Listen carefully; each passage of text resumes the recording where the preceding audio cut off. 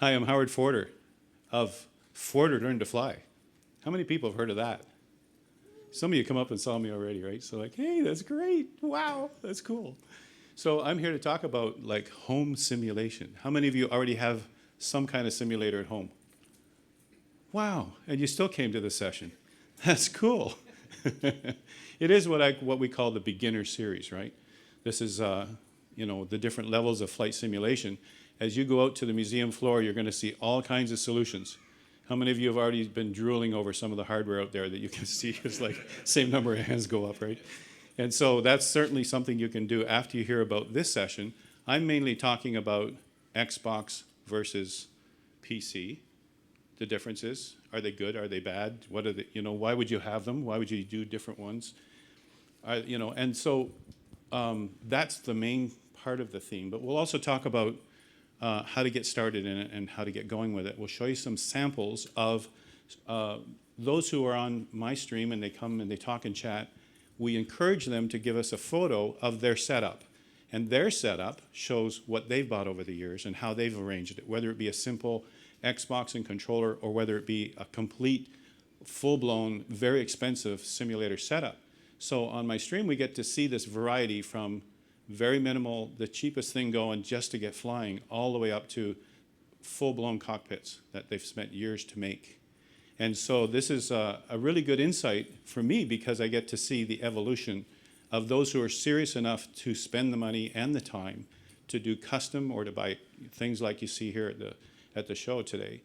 And then I get to share that with you. So Evan's asked me to come and talk about this topic partly because my background is as a hardware technician, spending many years teaching A+ courses, IT courses, stuff like that. And ripping computers apart to what I call the bare metal and putting it all back together again, and they actually work. So, those are the students that graduated. So they actually got them back together and they worked. So some of you may even want to make your own PC, and so we'll talk a bit about that too. I've only got probably 45 minutes, so I can't go too deep. But after the session, we can certainly have you come and talk. We can go out somewhere else while the next person comes in, and we can talk about specifications, what you should buy, recommend websites, stuff like that, if you're into making your own from scratch. So I want to talk about that too. Make your own versus buy a gaming PC. Let's see what that's all about, because you can get ready-made PCs so you don't have to tinker with putting the motherboard in and putting the memory in and all that. Not everybody wants to do that. So we've got a variety of people in here, so let's see if we can get something that each of you do want. So the first thing that I'll mention, if this works, looks like it might. Hey, it's working. So we say that because sometimes it doesn't, and then we have to ad lib, right? But the whole idea, now here's a picture behind this. I've got some messages here in a few organizations I belong to. I am a Microsoft certified trainer, but I'm retired. So now I get to do flight simulation. This is even more fun than teaching servers, So I'm glad to be here. But the point is that these are the kinds of setups I'm talking about, the ones that you see here behind me. And that is one of the, obviously it's somebody's setup. And this is what they've done. They've given us their pictures, and I can talk about the hardware they have there. And when it comes right down to flight simulation, does it need to be pretty when someone walks in and sees your setup? Some people say yes. They got tie wraps. They got every cable hidden. They've got unbelievable, clean, perfect looking setup. And you look at that and say, wow. But then you should ask, do you fly? And I think that's the most important part. Because if you fly, then it doesn't matter whether the sim setup looks good or not. You could have all the hardware you want. You could have all the wires you need. In my home setups, and I've got 2 of them that I use, in those setups, I'm changing USB connections all the time. And so I have wires all over the place. And I tidy them up once in a while. I even tried using tie wraps. They lasted about a week. So it doesn't matter how it looks, because you're not bringing people in to wow them. You'll sit them down and they'll start flying. There's the wow. So that's what you have to worry about is that experience what I want? And that's what triggers people to go to the next level or to be happy with what they have. And that's what we'll talk about too. So let's go take a look at some of the things. First of all, I put some scan codes in to there's just 2 or 3 of them here, so that you can simply use your phone. Just open up your camera and just scan that. You should be able to scan it from where you are. Just zoom in, pinch, zoom in. And that way you can pick up some things along the way. One of the scan codes is my socials, all the different connections. I don't know if one of these links take you to my Twitch channel, but they will certainly take you to my website, and they'll take you to Twitter. And Twitter, we get notifications on when we're streaming and all that stuff. So that's a good thing. So here's the lineup you can see here. Why fly at home? You know, I mean, this is what we're here for. The whole conference of, it seems that there's around 2,000 of us that came to this conference. So all of us are interested in how to fly at home. Now, I am a pilot in real life. I don't get to fly as often as I'd like to because it's expensive. And that's the thing. Most people will find that flying at home is the answer. We get the fix that we want. How realistic is that fix is the question, right? And that's where we start spending some money if we want to go more realistic and be able to touch dials and see screens. So you can see my second one up there is Xbox versus PC. That's an important topic a lot of people ask me about. And then build or buy is the next topic. Flying hardware, it can go very elaborate. And then training, which is actually my specialty area. So we'll talk about that. Some resources that you might be able to use for training. Twitch channels with lots of people who can help with that too. And then we'll just do a Q&A, and we'll probably take the Q&A out of the room. All right, we'll do some questions here maybe, but if we have time, but we'll take the rest out of the room and we'll answer all of them, all right? And maybe even go out to the museum floor and talk while we've got an airplane behind us, you know? I mean, that's just awesome, just to be able to see airplanes while we're here. And I know a lot of you understand what I'm saying with that. Okay, so let's just take a look at, first of all, why fly at home? And I want to ask each of you, why do you want to fly at home? It's probably obvious, right?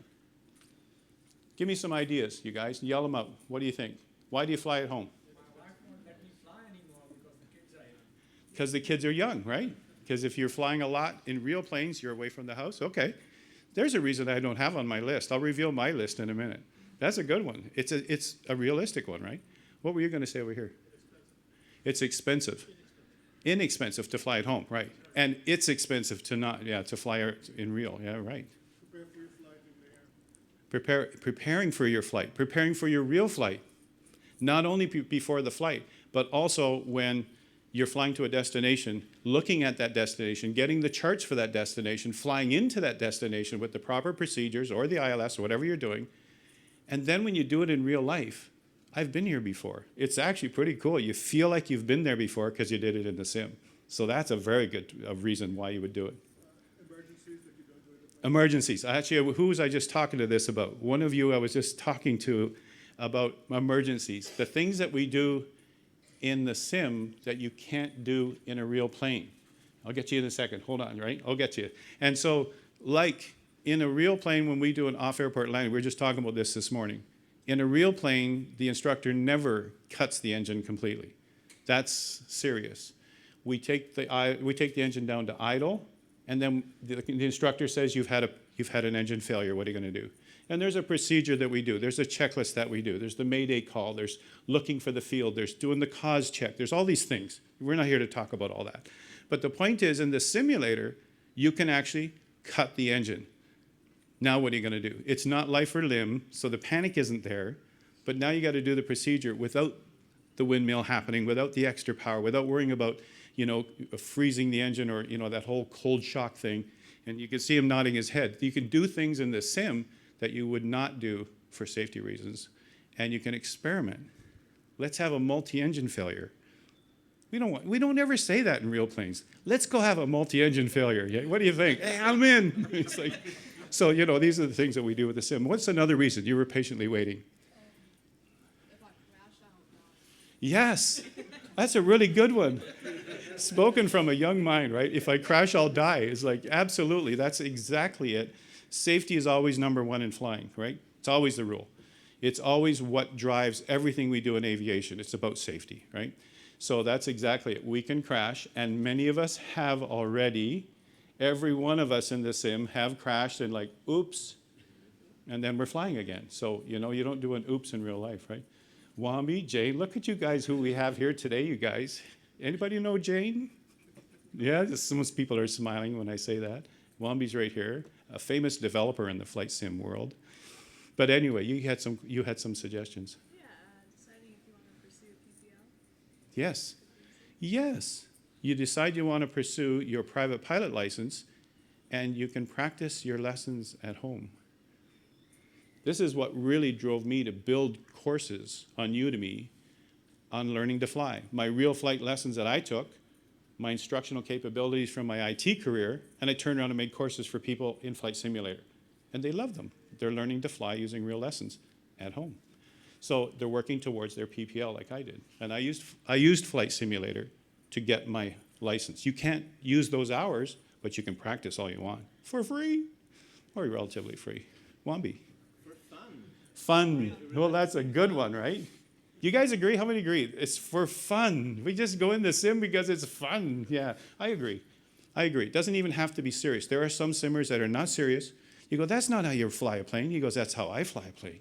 So it's you can't say that to a flight instructor, right? That's how I fly the plane. Oh, okay. So that's absolutely a good one. That's a good one, Wambi. Any other suggestions from here? Yeah, yours. If you fly in the club, airplane availability, weather constraints. Weather constraints, I know well, right? But aircraft availability, some clubs have only one plane, right? And someone's always in it. Yeah, I did that block timeshare once too, where you buy a block time of like, It's not available for. yeah, and someone breaks it, you don't have another plane. Yeah, so yeah, there's that too, right? And you can go fly anytime you want. There was some hands up the back here. Sightseeing all over the world. Sightseeing, yes. This is what we're doing a lot in Flight Simulator because it covers the whole world. And they have updates and all that. And I'm not going to brag much about Microsoft Flight Simulator because, Jane's in the room. But but it is true, and that's what we've been doing. And even more so, and I'll say that, you guys, I exclusively use Microsoft Flight Simulator now since it came out because of the fact that I fly VFR in real life, and there's VFR around the world in Flight Simulator, better than the other sims in the past. So I've flown all the simulators since 1982. I was, back then, Bruce Artwick's Flight Simulator. A lot of you know Meigs Field. I was so heartbroken when Meigs Field was like taken away from the sim. A lot of us grew up on that. So I like all the sims along the way, but Microsoft Flight Simulator scenery and the landmarks, when you're learning to do a circuit and you turn at the Walmart and then you turn at that clump of trees, they're there. So that sold me on it, and that's why I keep using it, that's for sure. All right, so what was on my list? Now, did I get everybody? Some of you were back way at the back and I missed you. I got you. And was there any other ideas that were different than what we just talked about? De-stress. That was one on my list. De-stress. Absolutely. Stressful day, I think I'll go fly. Now, some people think it's the other way around. I've had a really good day at work, and now I'm going to go fly. It's like, I'll get through it. Yeah, that kind of thing. Come on in, you guys. There's some seats up here, too, if you want to come relax. You're not interrupting. Come on up and have a seat, relax. Let's just see what I got on my list. Cheaper than real flying. Now, some of you will disagree with this because you're not sure about the cost of flying. And some of you are nodding your head, you agree with me. If you go and learn to fly in real airplanes, you're going to pay by the hour for the airplane's rental, wet or dry, and you're also going to pay for the instructor. You're going to pay for books. You're going to pay for ground school. You're going to put in a ton of hours. You're going to be away from home. I'm not trying to dissuade you from becoming a pilot, but the realistic part is, it is an expensive endeavor. I kept my costs down had a lesson, I paid as I go once in a while. It took me 2 years back in the 90s to get my license because I had a career, I had kids at home, I had a mortgage, and I just once in a while would go pay for a lesson, and I would go home immediately and try the same lesson on the simulator. Same airport, same frequency, same procedures, and do it again, and do it again, and do it again. And this saved me a ton of money because when I went back for the next lesson, they said, oh, you got it already. You're a natural. No, I spent hours practicing in the simulator. So, this is how it saves money. It's not you don't directly see the money you save. But I did my PPL in a third of the cost of my colleagues who were also in ground school because I used a simulator, simple as that. So cheaper than real flying, for sure. The learning part and the renting part. Anybody know cost now if you went to rent a 172 just to go fly, go get that $100 hamburger? How much does that cost? $180. That's per hour, and the clock is ticking.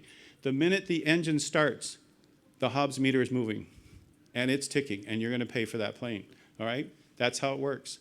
And when you come back to the counter, when you return, and the plane's in one place, in one piece, it's like, because, one time I actually did taxi through the mud, and they said, where were you? So, you look at that bill afterwards, and you say, was it worth it? We went for lunch.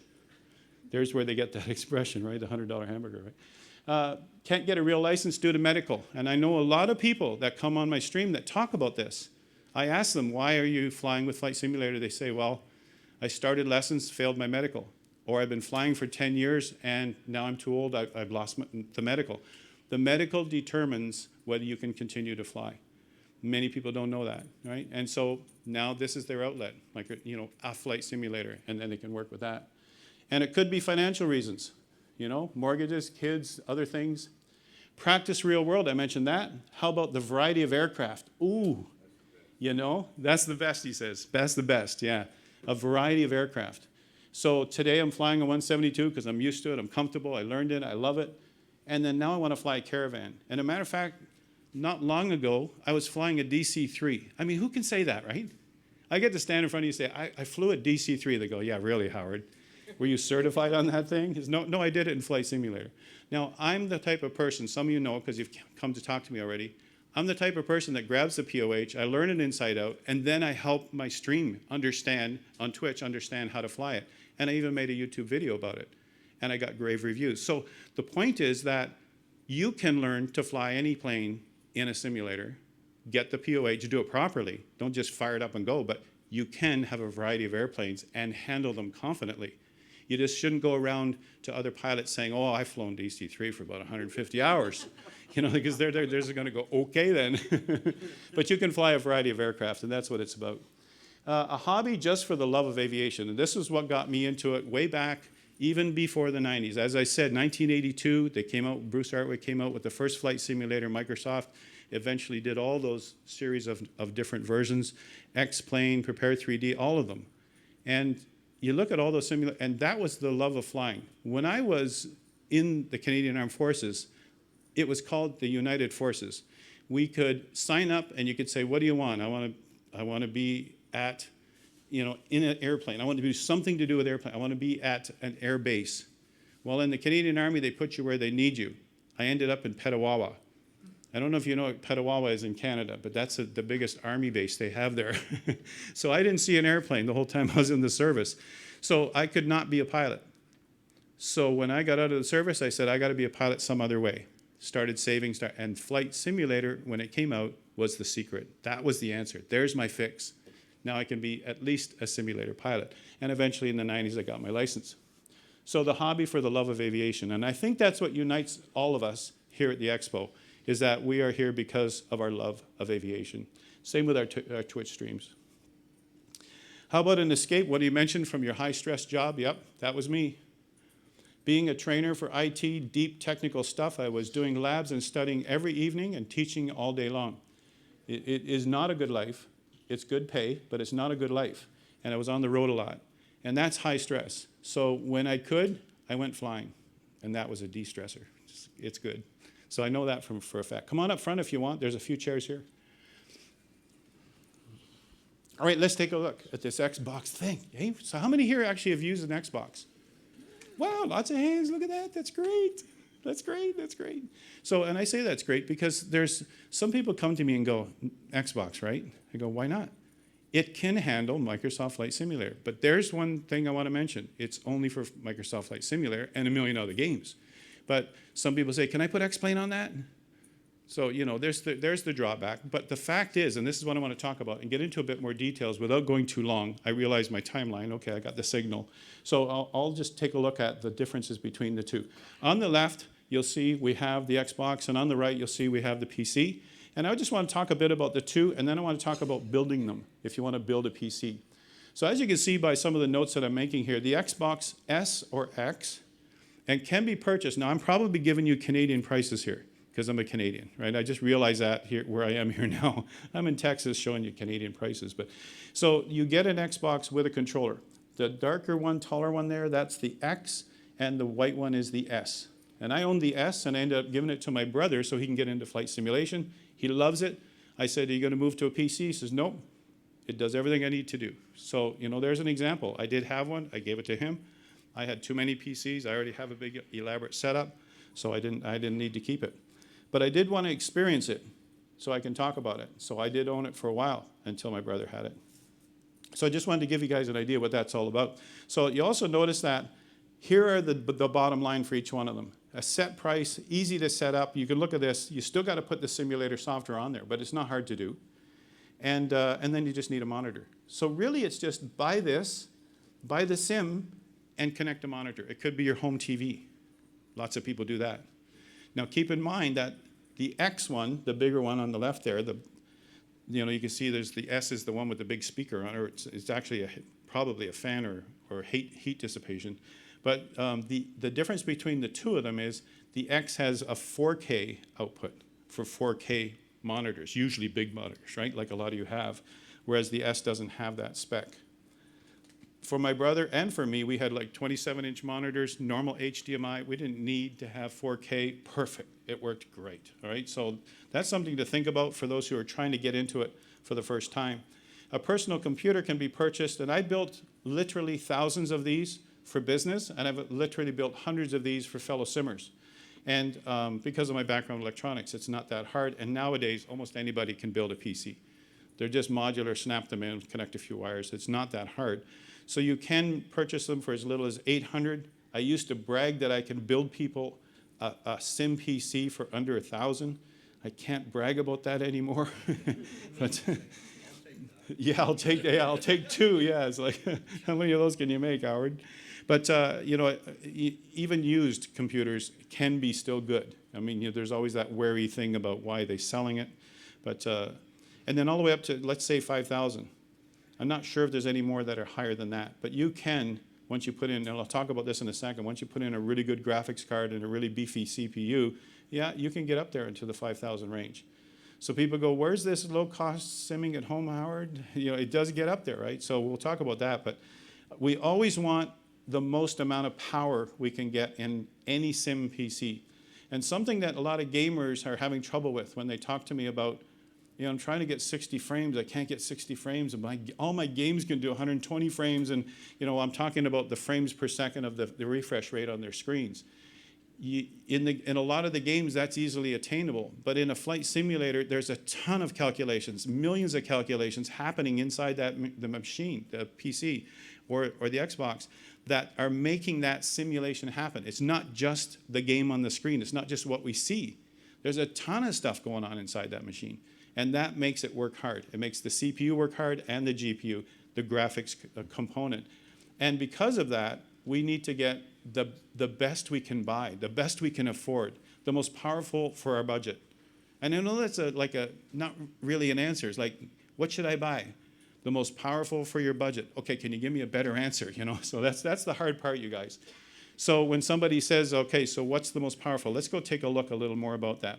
But the first question is Xbox S or X before we move away from the Xbox, right? And that's another question that, first of all, cost can determine that. Second, it was just, I mentioned 4K, bigger hard drive on the X. And also the X is harder to find. So you're in a store, I don't know, Best Buy or something like that. You're in a store and it says, well, we're sold out of X's, but we got a lot of S's. And you're looking at the price difference, you go, okay, I'll take it. Because you understand now that I'm not going to do 4K. I might need the extra hard drive space, but you can do expansions. We'll talk, we won't talk about that today, but so you could settle for the S and say perfectly fine. Anybody here have an Xbox S? Look at the hands that go up, see? And so, and you have both. Do you fly both at the same time? No, it's like, wow, that's impressive. Well, like you said, the X was hard to get. Hard to get. So hard to get, I yes. settled with the S and used it until I could get an X. Now the S kind of sits in. Oh, I thought you had two people flying. You can do that, right? Well, two people can fly in multiplayer and connect to others who are flying. It's cool. My wife is not going to do that. No? He said his wife's not going to do that. So I have to repeat it. Don't mind me if I repeat things. Those in the back of the room couldn't hear your answer, but it's a good one, yeah. Yeah, there's some of us that, yeah, our wife doesn't really like flying, yeah. All right, so that's the question. It really boils down to that. And then the fact that it runs only Microsoft Flight Simulator, which is perfectly fine for me and my brother and a lot of people on my stream. comparable specifications, and so we'll take a quick look at that. Biggest advantage, buy it, take it home, plug it in, go fly. And I have a lot of, actually, I think Wambi here, I shouldn't point him out too often, I know Wambi.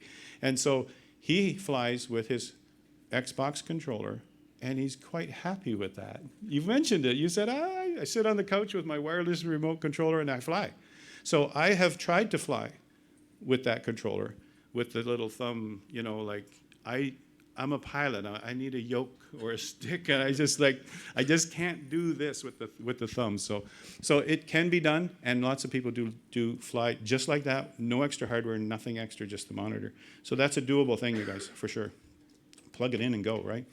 So there it gives you an idea there. The flight simulator, the HDMI monitor. I mean, you might already have a monitor, but the Xbox S, and I did mention it's Canadian prices here now too. So look at the difference, $379, $599. I mean, you know, you're going to find prices vary wherever you buy, but the idea behind, is it worth the extra money to get those extra specifications? I'm just giving you the ammunition to make that decision, that's all.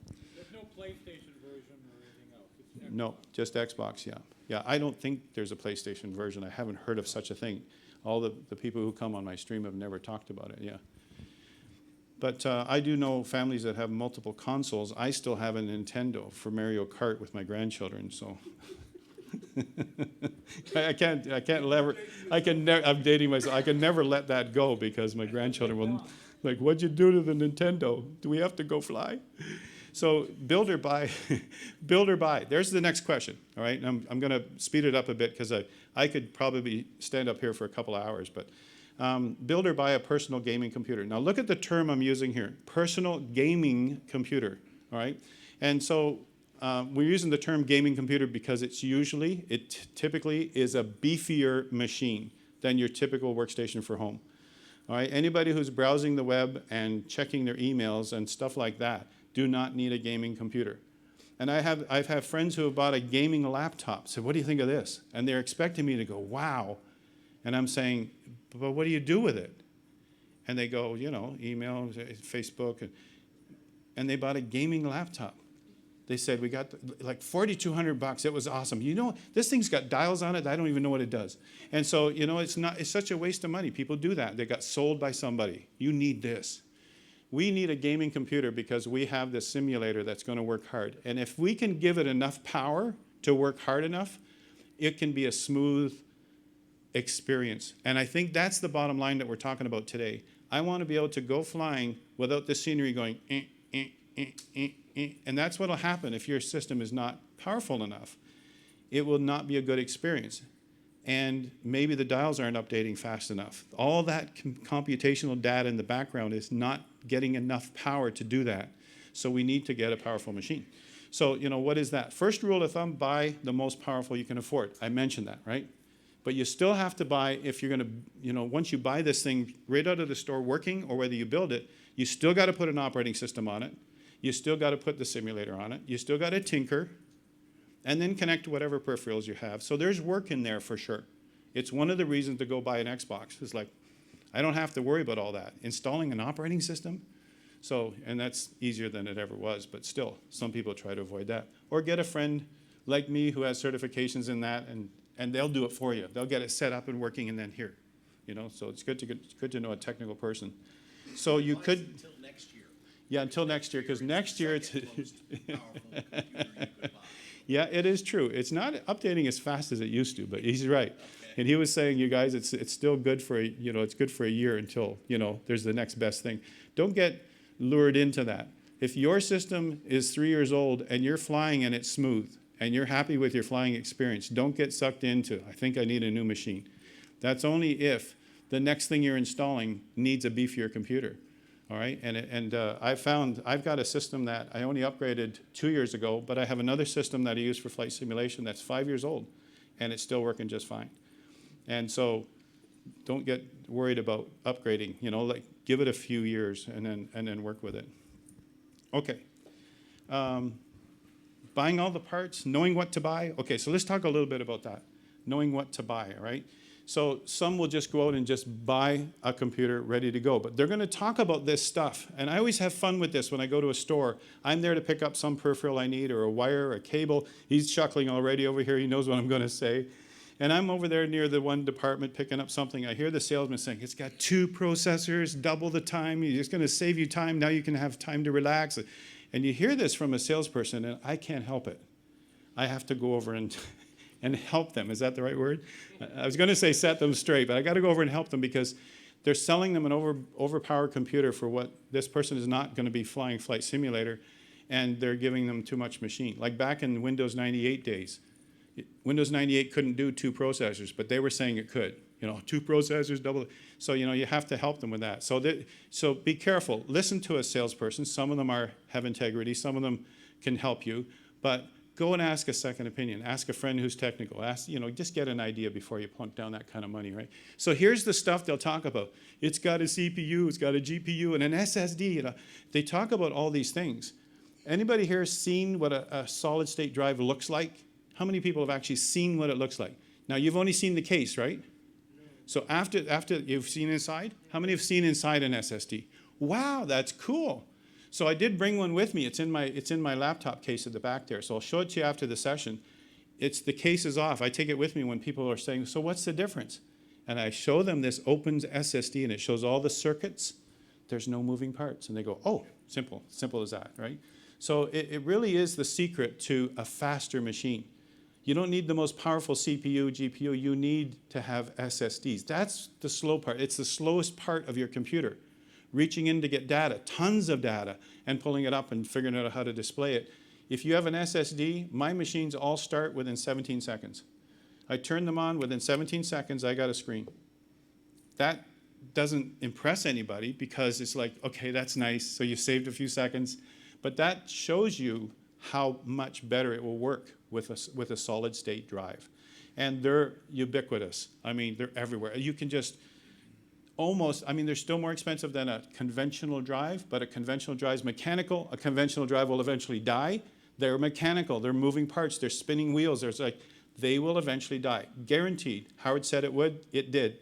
You ever heard of the click of death? I should get like the reverb on from the audio. It's like the click of death. Have you ever heard of that? A lot of you have heard of that, right? It's when your hard drive packs in and you can never retrieve that data. It just sits there and goes. It's like a broken record. Tap it with a screwdriver. Yeah, that'll work for 5 minutes. Yeah, for 5 minutes. Yeah. So save you all the cost. So solid state drive, and then this other one here, the NVMe drive. You've heard that term, or you might hear that term. That's a solid state drive, but it's a wafer. It looks like a wafer. And you just plug that into your motherboard. All the new motherboards have this port right on the motherboard. And you plug it in there. It's the same size as your SSD, same sizes as your HDD. And this thing is fast. It's even faster than an SSD. About 6 times faster. There's some more stats that are coming out that it's even faster. There's no cable that slows you down. That serial cable from your hard drive doesn't have that. It's connected directly to the bus. So when people say, should I put in a NVMe or should I put in an SSD or an HDD, you go, whew, too many acronyms. But now you know that you really do want that. At least one of these, and in most of my systems I have one NVMe and I have a few SSDs. One for my community folder, one for other stuff other than the sim, and I keep things separate for performance reasons. That gives you an idea if you're thinking of doing that. I recommend you have the flight simulator on a separate drive. You can do that. When you install it, where do you want to install it? We just press enter, right? That's what we normally do. We press enter. Where's it going to go? C drive.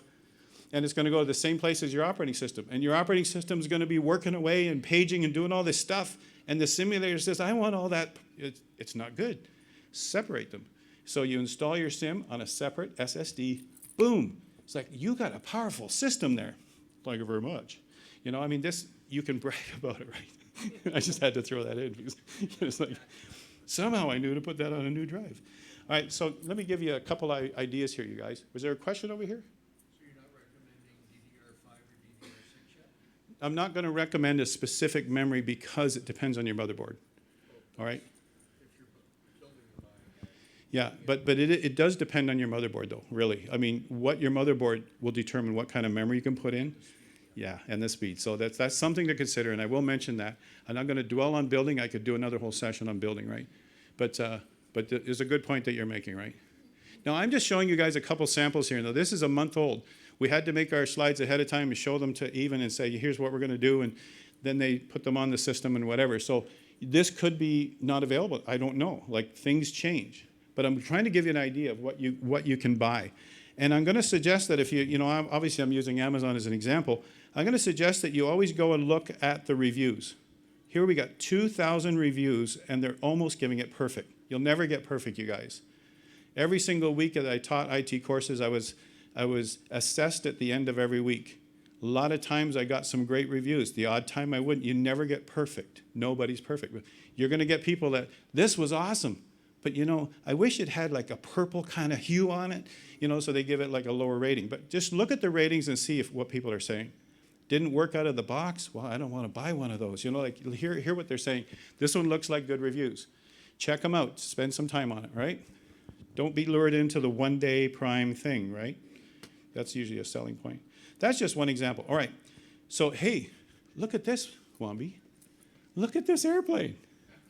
We are privileged today to have someone in the crowd that had some hand on this. That's Wambi, right? Just put up your hand, Wambi. I don't want to embarrass you, but you guys, this is what you're going to find here at the conference. You've got devs that worked on products we fly, and devs that work on scenery and all kinds of cool stuff. But I'm not going to go on and on about what he makes, but he makes a lot of cool stuff here. So buying a gaming computer, low, medium, and high. There we go. There's the one in the middle was the one I first showed you on the other screen. Look at the price difference. For as low as $584. And I'll throw in a set of knives, but the whole point is that doesn't sound right, does it? But here's what I'm going to point out. This is when you know what you're looking for, you can pick out, why is this so cheap, or would it be good? I want to point out that it says quad i5. Who knows what that means? Anybody in the crowd? What's a quad i5? And he had his hand up before I finished the sentence, right? So what's a quad i5? What does that mean? It's your type of processor, it's an older i5, you had i3, i5, i7, now So it's an older processor. I'm just repeating for everybody. i3, i5, i7. i9.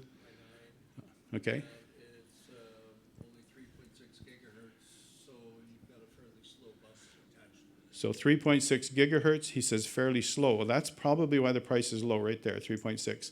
All right, but look at this, 16 gig of memory. Was that good for a sim? Look at the chuckle already. I said, yeah, okay, he's asking a loaded question there. Entry level, exactly. And this is the entry level machine, you guys. This is part of why it's cheaper, right? You're not getting, you should have more than that memory. That'll still run, all right? You might have to take the settings down a little, but it'll still run, right? Because it's going to need lots of memory. It's going to need it's going to need everything. It works it. It actually pushes the envelope in the simulator. But here's something I want to point out. It does have an SSD. Plus, it says plus 3 terabyte. So that means it's an SSD plus a hard drive. Good to know, right? It's like, still got an old don't say old, it's brand new, but it still has a hard drive in it, right? And then here's something I wanted to point out also, GTX 1660. So, okay, this is the type of, the way they talk about graphics cards. This is a graphics card that I have in 2 of my machines, and also my co-host on my stream, Andrew, also has the 1660. We didn't plan it that way, but he's got one too. And we are flying on a stream with a lot of other people, and they're always asking, wow, your graphics are great. What kind of card you got? When we say we got a 1660, they go, oh, and it's the end of the conversation, right? It's like, wow. But, a lot of people would move up to another card. But still, back then when I built my machine, I put in a 1660 card. They were less than $400, and it was keeping the cost down, right? Can't throw money at it. So I just want to point out why there's the cost they are. Then I want to just look at the middle one here. It says SkyTech Gaming. I can't read it all, but it's a gaming computer. It's a Ryzen 5. So now we're talking about a different kind of processor, right? And if you look at Microsoft's minimum configuration, they do have a low, medium, high recommendation. A Ryzen 5 is probably their entry level. All right, now that system that runs my 1660 card that people chuckle about has a Ryzen 7 2700. And that, to me, is perfectly fine. It runs the sim. I don't have ultra-high settings, but I don't need them, and that system works beautifully. So, you know, you think about that. Ryzen 5, I would say that's probably the lowest or the cheapest or the lowest level you get in the Ryzen series. Again, you look at the rest of the numbers. We can't sit for hours and pick this apart, but it's got 500 gigabytes solid state drive. It's got DDR4 memory, which you heard a reference to that. You know, newer systems go higher. RGB fans, there's the selling point. I didn't realize that. Sold. Don't talk about all the boring specs, Howard. It's got RGB fans. So that's the multicolored fans that look cool when people see your system. Ooh, I like it. You know, that's what that is. All right, and then this one here, Gaming Master. Now you can brag now. I got a Gaming Master PC. It's like, whew. You know, and you look at this Ryzen 7. Well, today, that's still not the top. I've got a Ryzen 9 in my latest system. And it's a screamer. It works great. I think it's a Ryzen 9 5800 or something like that. And it's a screamer. It works really great. GeForce RTX 4070. Ooh. Now, believe it or not, the 4070 is still available. Believe it or not, the 4090, and I think I have this at the end of this presentation, the 4090 is the newest. I think it's July it comes out, or the 4090 Ti, one of those. The top of the line, how much money you got, you know? You ever hate that when you walk into a store and the salesman walks up to you and you say, can I help you? And you go, I'm not sure. What are you looking for? I'm not sure. And the next question is, anybody guess the next question? What's your budget? How much money you got? You know, so some of them come right out and say that, right? What are you expecting to spend, you know? You just say as little as possible. That'll help. All right, I did want to mention before we finish up here, I want to mention what's inside an Xbox. Now, here's a really nice diagram. I stole it right off the Microsoft site, and they blew it apart. It's like, whew, there's a lot in there. It doesn't look like a conventional PC. It's nice, simple, sleek design. It's powerful, and it runs the simulator beautifully. And lots, I don't know the numbers, lots and lots of people that I know, at least on my stream, say, love it, love it, love it. And you heard in the room here too. So it can handle Flight Simulator, the hard driving flight simulator that actually makes any PC kind of weak in the knees. And this thing certainly works. They do have specs. I'd like you to go look them up. We're not going to go down through all the specs on each of the systems in my short time here, but I do a flash on the screen that just shows you what the specs are. 16 gig of memory, video capabilities of the X to 4K, which I've mentioned already, and then you can see some of the other things. That's not your conventional kind of PC you find if you build one. You look at this one, it says the CPU is 8 time cores. Okay, so 8 times cores mean 8 cores. There's actually 8 chips in there, or 8 cores actually of CPUs. Back in the early days, we had 1 core. So, you know, 8, ooh, it's got 8. And that's decent, you guys. That really is. A lot of my systems have 6 or 8. Custom Zen 2 CPU and GPU. So you can't put another video card in this system. Just so you know. I want you to know the limitations as we go along. Same with this one too, very similar. It's actually very similar specs, but you guys know it's cheaper and it doesn't have 4K for its video, right? And its hard drive is smaller, okay? But it works, as you heard, perfectly fine. But look at this, additional 1 terabyte storage expansion cards. There's the answer. That, I say, you should get. If you get an S, get one of those, right? Get that extra expansion, you're gonna need it. All right, if you're going to build it, you get to pick the exact components, you get exactly what you want. I have people come to me and ask me for it. You know, can you build a PC for me? No problem, it can be done. I can throw one together in a couple of hours. If they buy all the parts, I'll just do it for them, right? And it's not that hard nowadays to build your own PC. Just make sure you get all the right components. But what's the secret to that? So the secret is first decide on the CPU, all right? The CPU. Do you want a Ryzen 7? Do you want a Ryzen 9? What can you afford for the CPU? Then you find the motherboard, all right? Now, we would go into more detail if you come and talk to me or if you talk to anybody who builds them. This short seminar, I can't go through all the details, but you start with the CPU. And then you find the motherboard that it fits, and then they find the memory that fits in the motherboard. I probably have that here. All right, then find the memory that can work with that motherboard and that CPU. That's how you build them. And then from there, any case will work nowadays, and any case typically comes with a power supply. I recommend 1,000 watts or higher, because you're gonna add peripherals, you're gonna add cards, you're gonna add stuff, right? So it's not that hard to do, you guys, nowadays. Anybody can actually do it. Trying to select your solid state drive, the bigger the better. You're gonna bring down tons of gigabytes of updates for your sim. All right, we don't have all the scenery of the world. That's up in the Azure servers, but we have a ton of stuff that still needs to be on the local machine that will come down even with updates. So we need lots of room. This is why a separate SSD just for that. All right? Well, I say whatever's on the market nowadays. Is 2 terabyte normal, or do you want to go for the lower price one, go with the one? But you might find that one is too small already. You add everything you need, the whole sim and all the updates and the world updates and the 40th anniversary and all the planes you want and all the scene, and it's like, whew, I think I should have got a 2. All right, so if you can afford to get the 2 terabyte, you go for it, right? This is what I mean. You look at the price of it and go, I can't pay that kind of money for a hard drive. Okay, get the next one down. All right, but get the highest one you can buy. You're going to need all that space, you guys. And the solid state drive is super fast. Finally, your graphics card, which is something I can't just sit and recommend, but we'll just do a quick summary of that in a minute here. All right, there is a place called Build Your Gaming PC. Look at this, MSI.com landing how to build a PC. You can go there and have a lot of fun, just pretend. What if I had this and this and this? What does it end up costing? This is a great solution to go and try it. I'm not promoting MSI, they don't pay me to be here, but I'm just saying that is great that they do this, because then you can just check things out, right? You can just try stuff. I think maybe the next page I actually have the URL on it.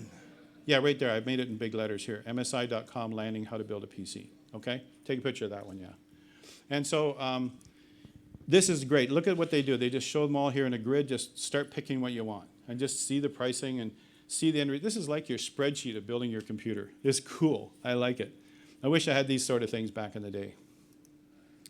All right. Graphics cards. Yes, let's talk about that. Do I got another hour?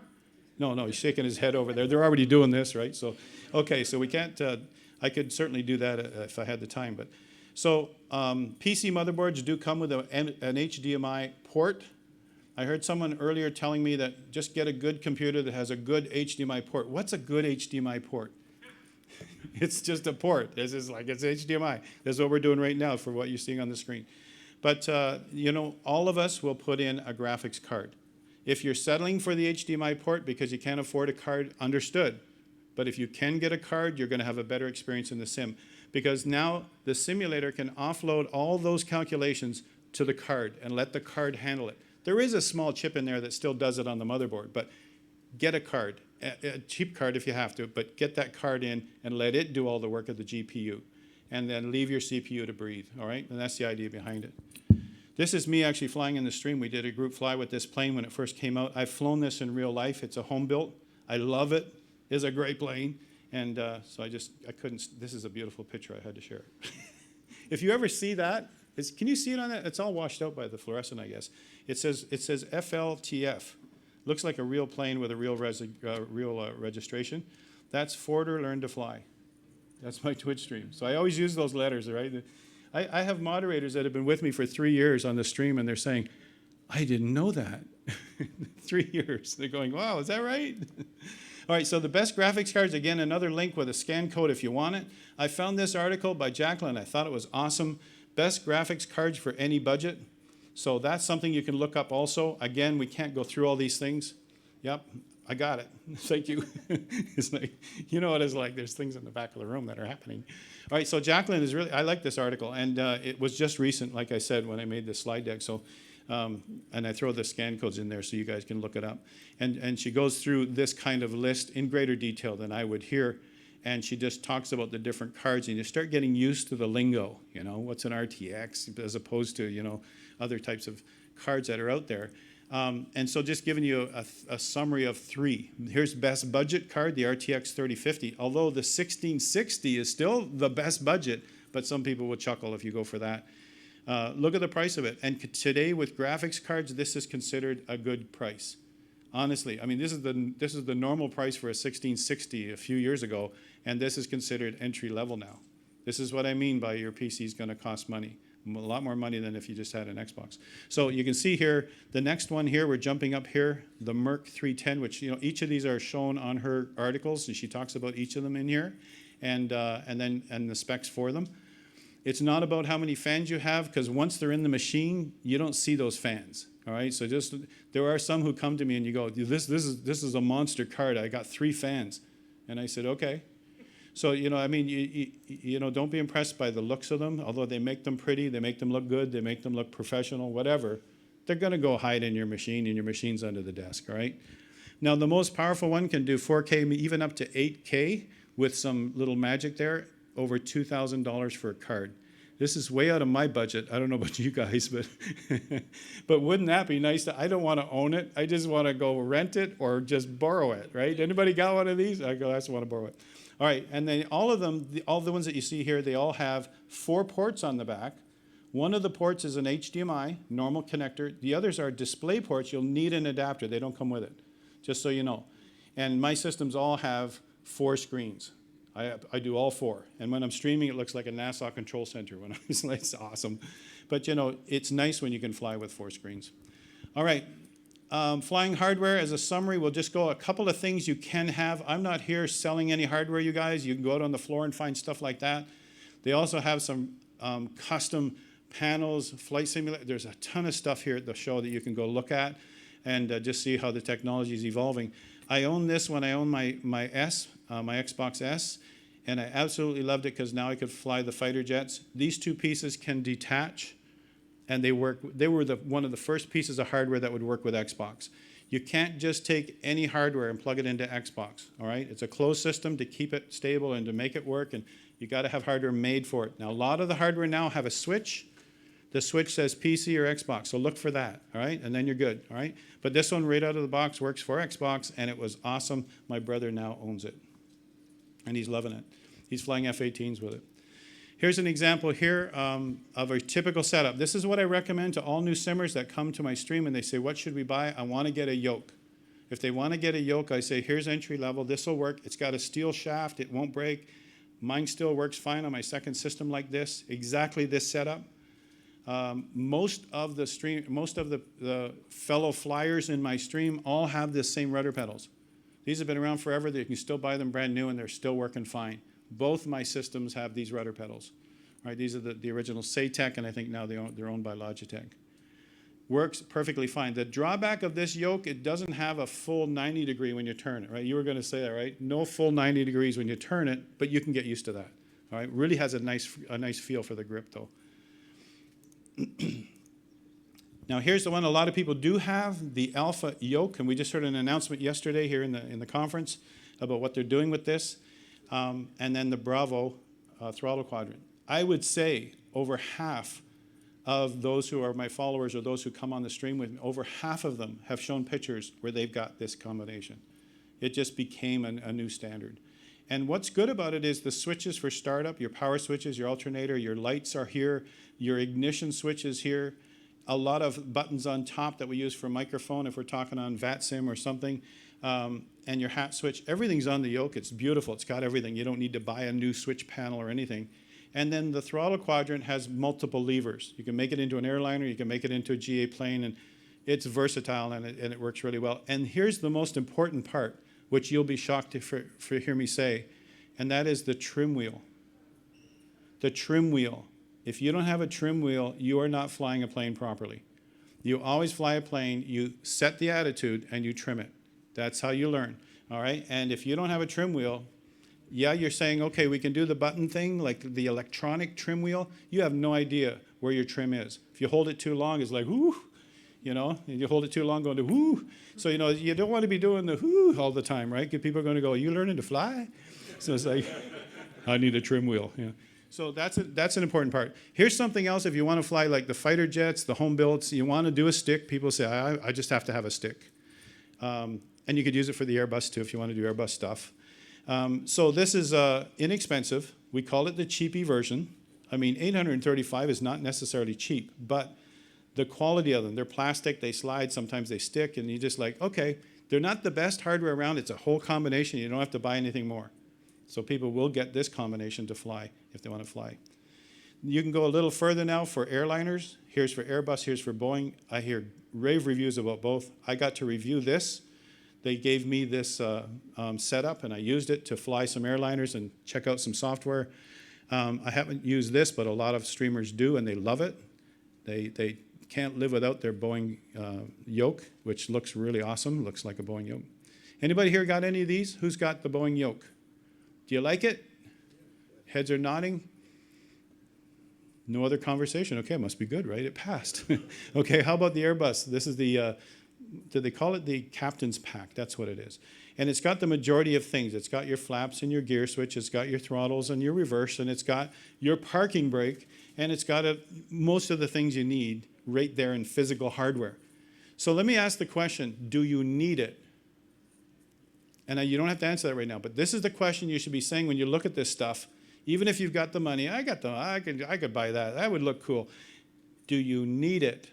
And I know it's like some of you have this voice in your ear that's already saying that, right? Do you need it? And that's the thing you should ask yourself. Do you need to have the hardware to click those switches? Can you still do it with a mouse? So that's the things that I always ask people. And the one thing I do tell them is that you don't want to be tuning radios with a mouse. It's crazy. So maybe a radio panel with actual dials, okay? That's a recommendation. Here's an Xbox device you can get. We have a lot of flyers that use this. And the reason I like it, you guys, it's a little toyish when I played with it. My brother bought this for his Xbox. I didn't like these throttle quadrant puller, the vernier puller. They're really like plasticky. They only have a travel about this. But it's still, the versatility here is awesome. GA planes, airliners, trim wheel, and you also have the yoke. And that gives Xbox flyers a setup. I mean, it really does work, and they love it, right? So that's just giving you an idea of what else you can get. All right, this is the finish up part, I promise. Sorry it's a bit long, but you know, there's so much to talk about, and I knew I couldn't branch into all these areas in great detail. I'm giving you a link there that's the same link on the next 4 pages. This scan code is to get to our Discord server. When you get to our Discord server for Forder Learn to Fly, I want you to go to the cockpit hardware section. All right, there's a ton of sections there, lots of discussions. You can talk to any of us there. And that section on cockpit hardware are where these photos came from. And I got permission from each of these people to show them here at the expo. Every one of them said, absolutely. Can I show your picture? Absolutely. So that's cool. You know, someone said, don't want you to see my home setup. No, everybody said absolutely. So taking a look at this, just quickly, this is what we do on the stream. We take a look at people's home cockpit hardware and we go, what do they got? If you look down below, that's what I call the cheapy pedals down below. You can see wherever my cursor is here. Down below here are the cheapy pedals. And I think, Jane, you had these at one time. Do you still have them? You still got them. Do you like them? You do. And she flies with them all the time. So, I mean, there you go. You know, anyone else got these pedals? They work, right? And we didn't spend a fortune to get them, right? And there's that standard, what we used to call the Saytech yoke. I think that's also owned by, who owns this now? But, you know, they're still making them. You still buy them. And here's a double quadrant, throttle quadrant. You see that? Now, I won't pick every picture apart. I don't have time today. But, you know, you see in here, they put 2 together to make it into more of an airliner thing. Now, they're still using the conventional colors for GA planes, but they could put the white knobs on and turn it into an airliner kind of throttle. All right, I'm getting down to 0, right? Is it 0? But you see these guys in harmony, their heads nodded in harmony when I said that. So, all right, so you can come back and look at these on our Discord. In this setup here, you can see the stick setup, beautiful setup right here. And you can see tucked back here is an Xbox X. Look at that. You know, I mean, this is awesome. Here they're watching the stream, and here they're flying in multiplayer on my stream. So that's actually pretty cool. And this one here, I had to mention it. This is a custom glare shield made by Skepticanton. She's on our stream. She's actually a VATSIM controller now. She just got certified to do Geneva. So if you ever want to hear her beautiful voice, she's excellent as a controller in the sim, and she controls the Geneva area. She's great. She's got the Tobii eye tracker here. She made this whole panel herself and put in all these parts in here. This is an Air Manager screen. And this is her 530 from Flight Sim Builder, the radio panel from Saytech, and the Alpha Bravo yoke. And she made a beautiful PDF on how she made it. These are all available on our Discord server, you guys. And this is Andrew, my co-host, what he has, the Red Bird throttle quadrant. I actually gave that to him because I have a Bravo throttle quadrant now. He built this himself. He 3D printed some stuff that he has here also. But these are just examples, you guys, of things you can do. Again, look at Andrew says, I don't care about the wires. Yep, you're right. Look at them. But you know what? Nobody sits down and looks at his sim setup and go, nobody, because we're watching screens, we're flying all over the world. So, all right, last note here. Scan this, you guys. If you'd like to get a discount on my online courses, That's me about 20 years ago, so yeah, that's me. Time does do that to us. But deep discount for the attendees today. I'm doing 31% off on all my courses on Udemy. All right, this will get you the beginner only though, because most people shouldn't jump into intermediate and advanced. And that way, if you like it, take a look at the preview videos first and see if you're going to like it. It's real flight lessons that I turned into simulator lessons. And so there's a 31% discount for all Expo attendees. All right, that does it. I just wanted to give credit to those who got me here. I came to FS Expo because those on my stream contributed money to get me here. Wow, is that cool or what? So Seb from Coxbury, he's here hanging around with us. Srap, Max Level. Noiseboy Mike has been our chauffeur. He rented a 6-person rental vehicle so he could move us around all the time. So he's been pretty cool here. And some of these names, some of you know from being on the sim and being in the streams. Pretty cool. That's it.